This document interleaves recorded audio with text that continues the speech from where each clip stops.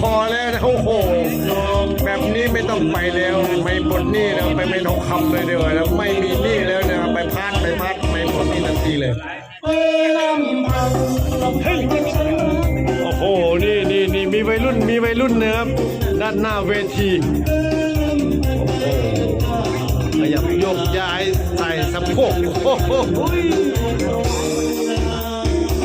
สุด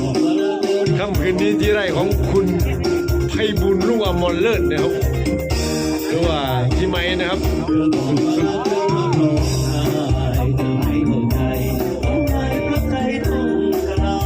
แหมบรรยากาศอบอุ่นมากๆนะครับในค่ำคืนนี้